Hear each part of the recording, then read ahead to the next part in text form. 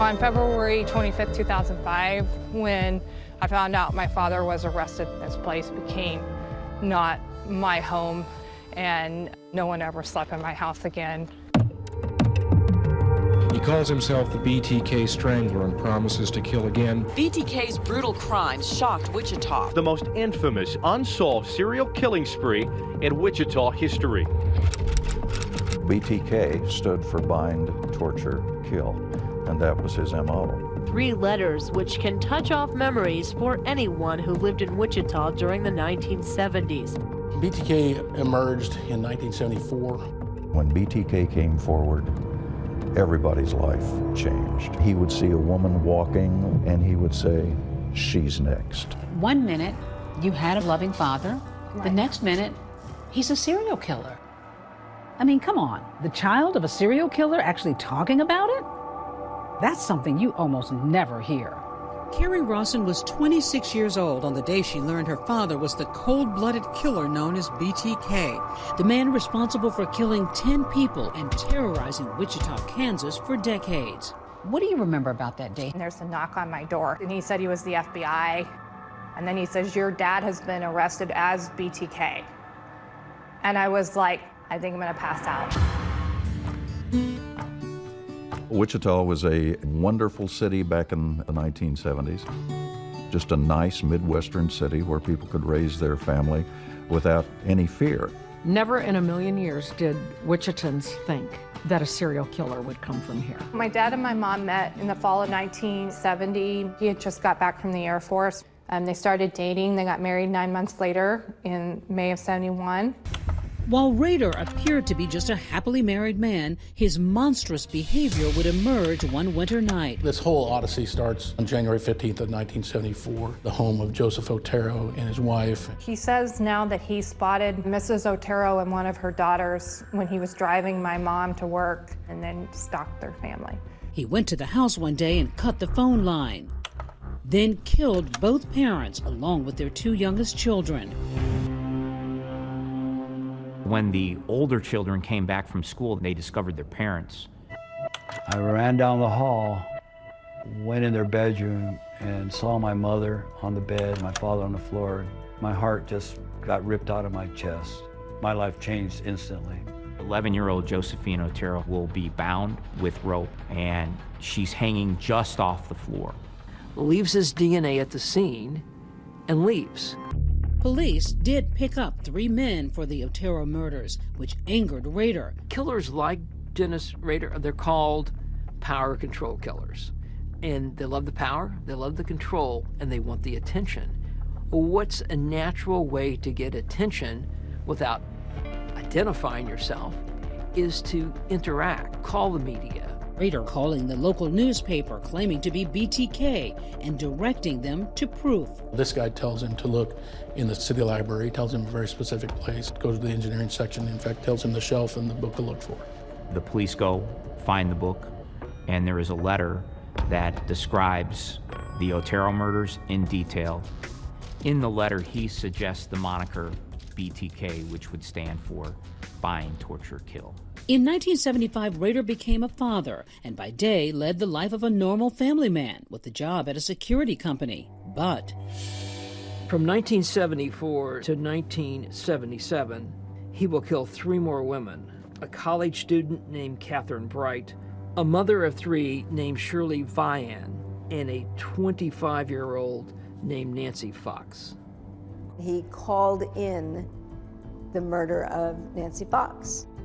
Yes, you will find a homicide at 843 South Pershing, Nancy Fox. The caller said, reporting a homicide. Police went to that address and found Nancy Fox dead, bound and strangled on her bed. You will find a homicide. So when you heard this, did it sound like your father? You can hear like that clip way my father could talk. How would you describe your childhood with your father? I pretty much had the American dream, you know, like the 3-bedroom ranch with the big backyard and the Springer Spaniel dog. And then when I was 4, he built a massive tree house for my brother and I. It was extremely out of the characteristic of my father to be physically abusive. But his murderous intent never went away. April 27th, it's 1985. And Maureen Hedge, who just happened to be his neighbor about 6 doors down, becomes victim number 8. The body was nude and police say badly decomposed. A pair of knotted pantyhose were found lying in the ditch beside it. So over the next 5 years, he kills 2 more women, Vicki Wegerle in September 1986 and Dolores Davis. After he murdered Dolores Davis, he went silent for a very long time. After the last killing in 1991, life went on for the Rader family. Carrie going off to college and meeting her future husband. He just seemed like another regular Wichita dad to me.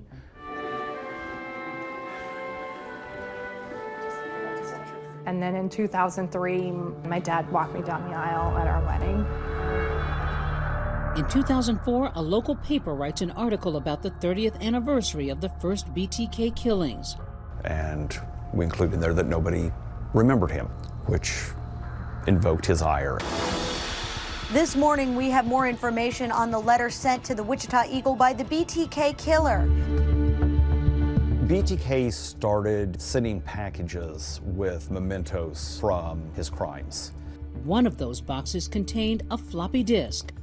We got into the metadata and it showed that it had been typed on by a computer at a church in Park City. The name of the computer was registered to the name of Dennis. Investigators found the church president was Dennis Rader. They also had an old DNA sample from the first 1974 crime scene. Overnight, we called 200 policemen.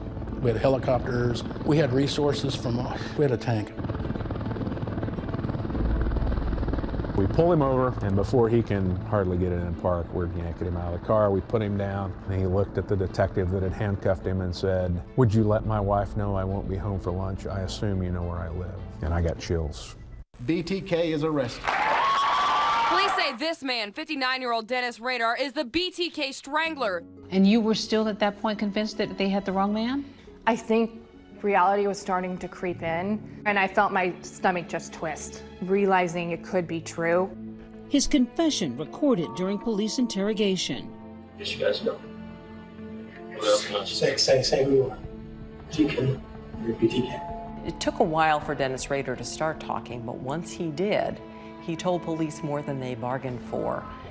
And the belt that I used was the belt I was wearing, and I had her come back. And I whispered her a little bit. But just didn't know. I told her BTK was a bad guy, and she really smirked. He spoke for over 30 hours. And she says, "What's going to happen to you?" I said, "Well, I said, now you're going to have the life for the rest of your family." And he showed no remorse, no regret.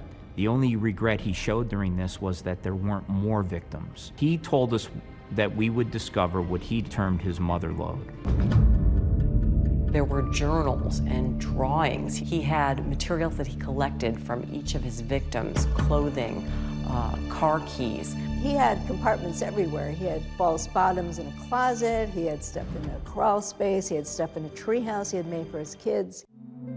1 minute, you had a man in your life who you thought was a loving father. Right. The next minute, he's a serial killer. Right.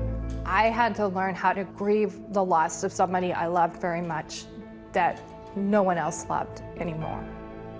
Up next, how Carrie unwittingly played a part in her father's capture. It felt like an invasion of my privacy. Plus, how she found it in her heart to forgive her dad, even after he admitted to the notorious murder spree. The kids were really banging on the door, hollering and screaming.